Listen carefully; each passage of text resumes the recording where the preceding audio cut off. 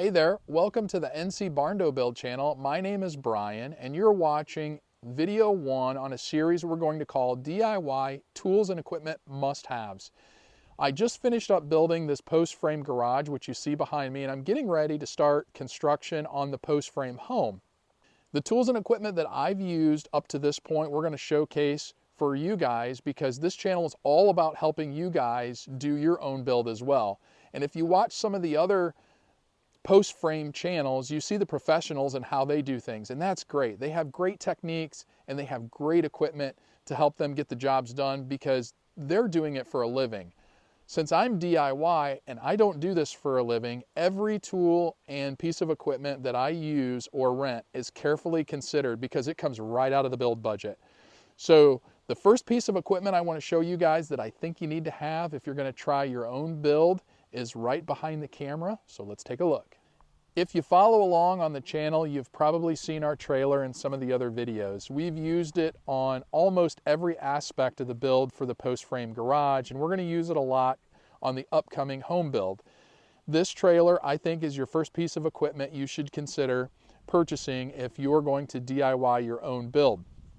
Now, I got extremely lucky in that my father-in-law had this laying around the farm and really wasn't utilizing it.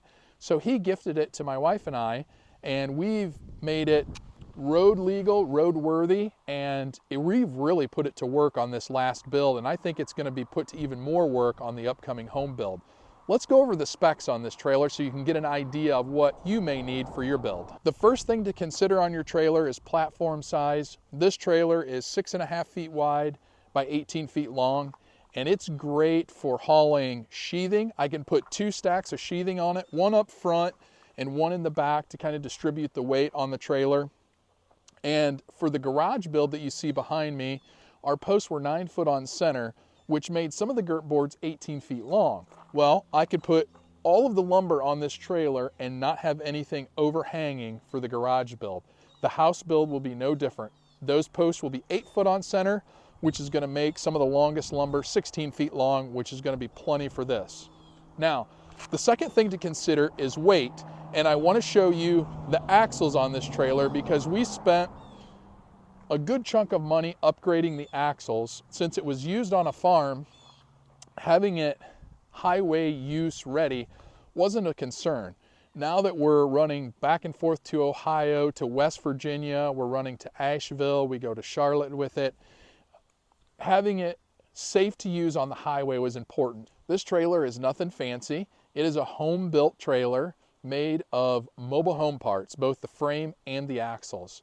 So when we decided to take it on the highway for extended use, we wanted to upgrade the axles just to make it a little safer to pull down the highway and give me a little warm fuzzy.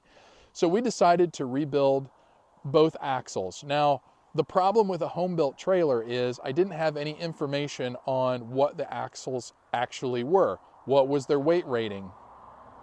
I couldn't find a stamp on it or a tag anywhere, so I had to get creative.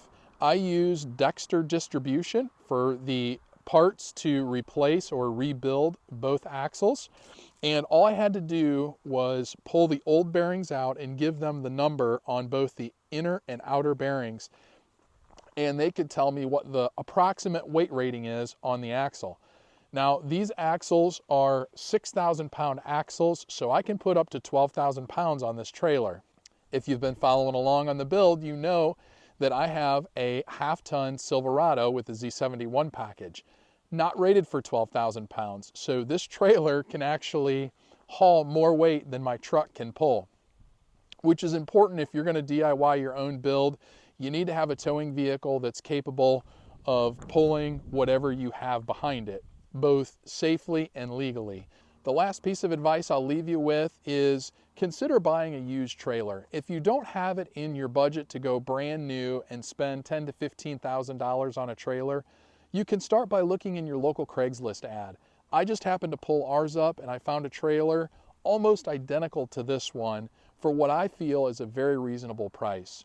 I think you'll find it worth it to have an equipment and materials trailer on your DIY build. If you have any questions about our trailer or the towing vehicle that I use to haul this trailer around, leave them in the comments below. Otherwise, we'll see you on the next video.